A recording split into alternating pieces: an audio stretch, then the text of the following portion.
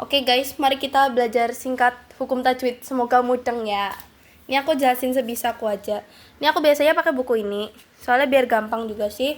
Yang pertama kan kita harus belajar idhal halki, idgham biguna, iklab, ifa syafawi, matobi'i, guna, sama alif lam samsiyah. Nah, yang pertama itu ada idhar halki. Nah, sabar. Gini.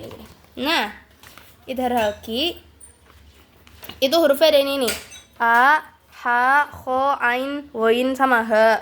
Nah, ketemunya itu sama nun sukun atau tanwin. Jadi kayak misal nih, contohnya idhar halki ketemunya sama yang kayak gini nih.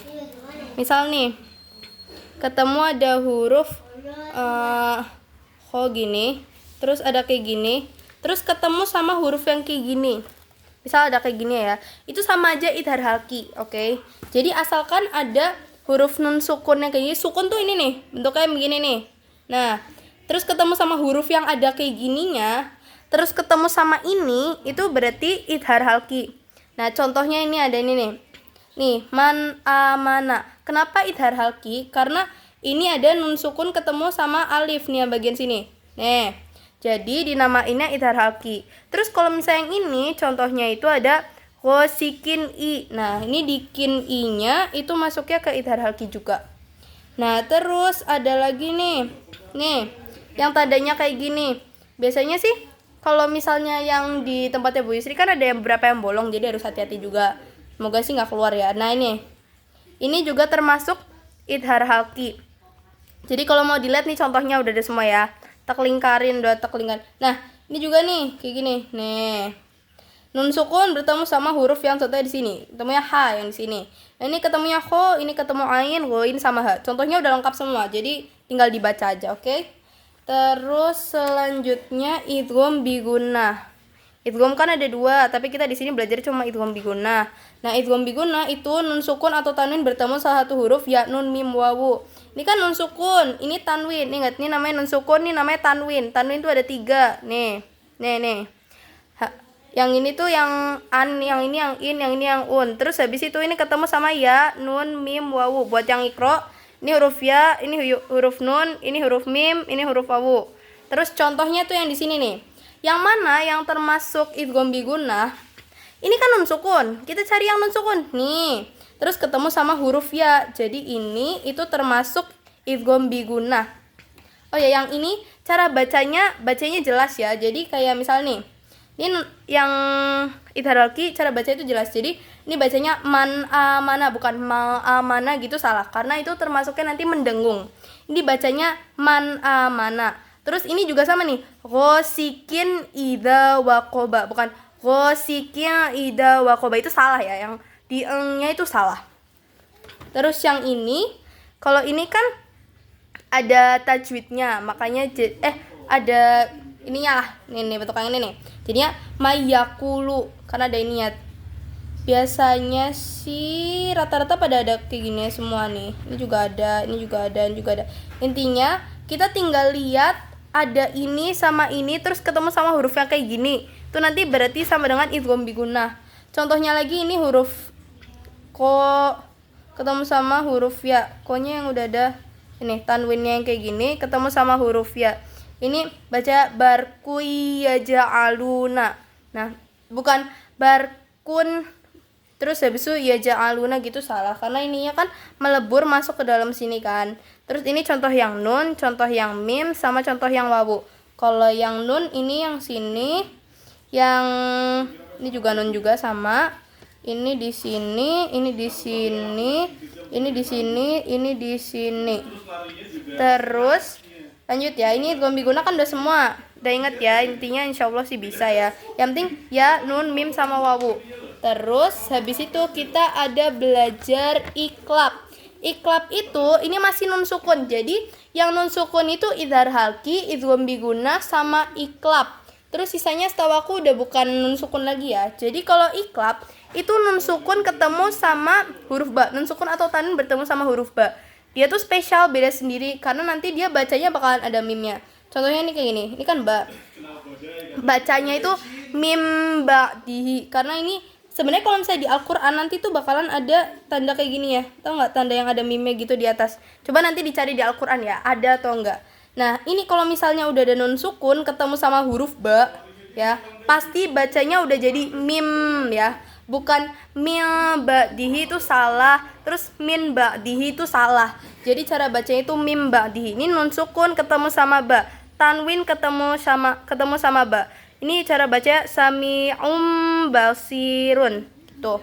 Terus habis iklab kita ada ifa syafawi. Sebentar. Nah, ini dulu deh. Kita gunnah dulu. Gunnah itu yang penting ada huruf nun sama mim yang ada tanda ininya. Ini namanya tanda tasydid ya nih. Nah, asal ada tanda ininya. Jadi nggak usah nanya yang bagian ini nih. Misal ada nun yang kayak gini, ini termasuk sama gunnah atau bukan? Bukan. Jawabannya bukan, karena yang termasuk gunnah itu cuma yang ada kayak gininya. Yang nggak ada kayak gini berarti bukan gunnah. Nah, contohnya nih ya.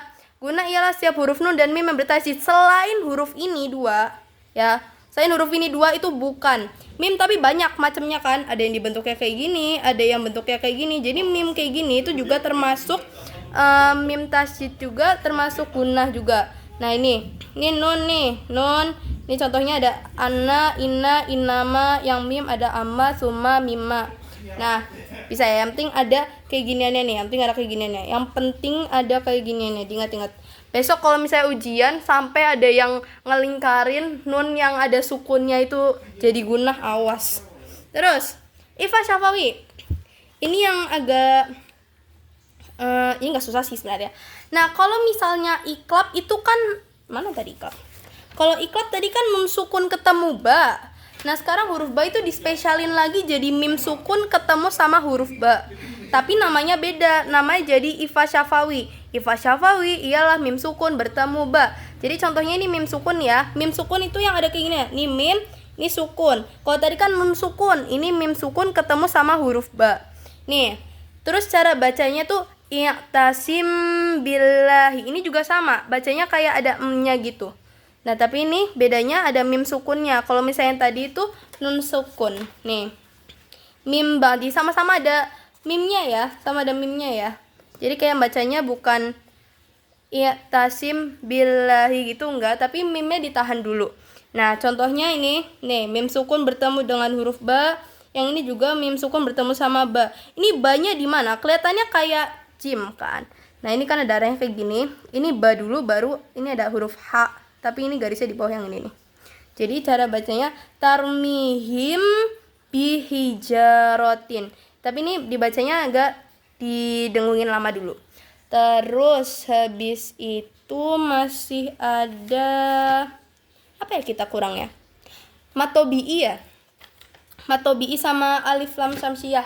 Kalau matobi'i ini kita sebenarnya kan udah berkali-kali ya baca matobi'i, jadi harusnya kalian sudah hafal matobi'i. Sebentar, dicari dulu. Nih.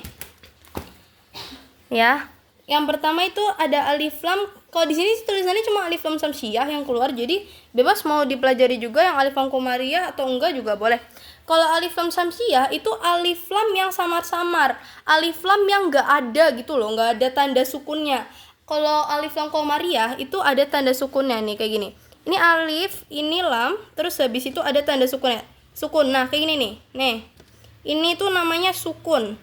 Sukun. Nah, terus habis itu kalau misalnya alif lam samsiyah itu yang kayak gini. Nah, kayak gini. Tapi ada yang kayak gini. Pernah lihat nggak yang kayak gini?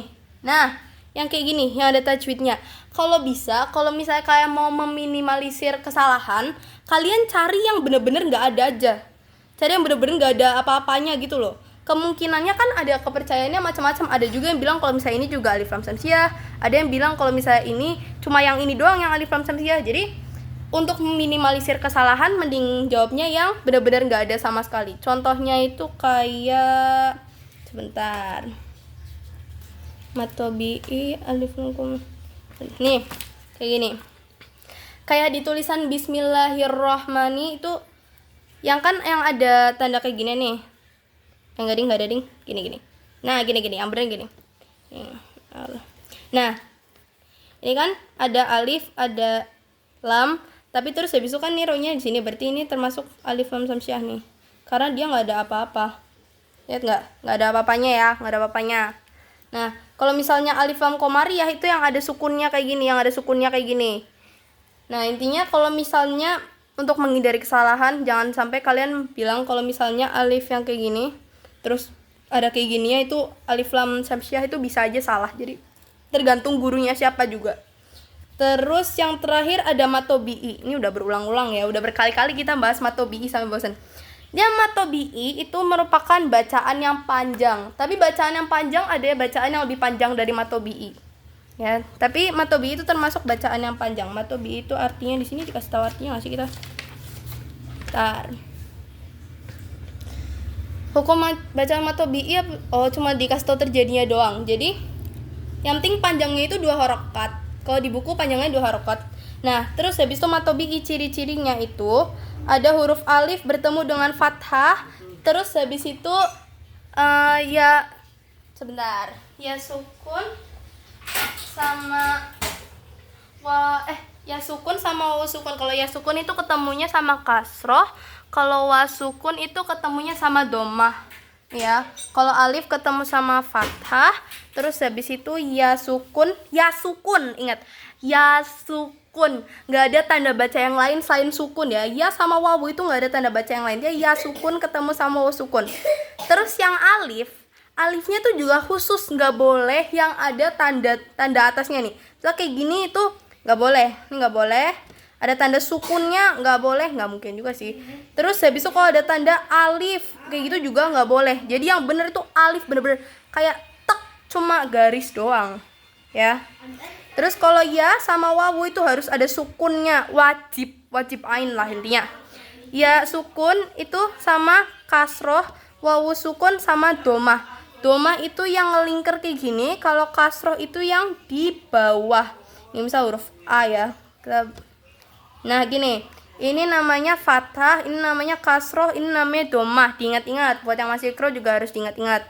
Contohnya ini, maaf udah gak terlalu kelihatan. Ini aku tulis lagi aja ya.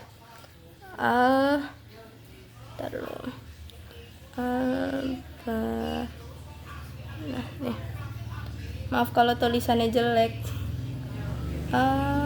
Sorry.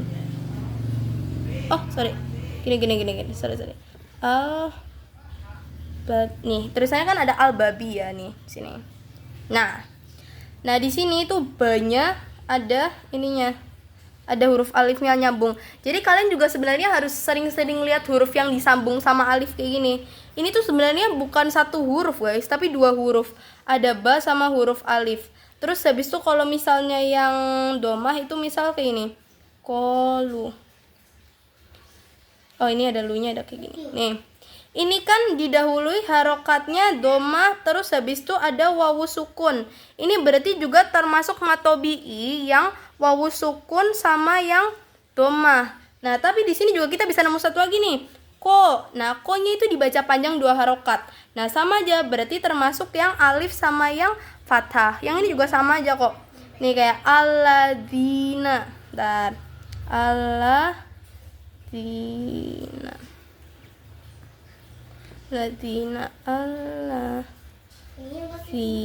Nah, nih di sini nih.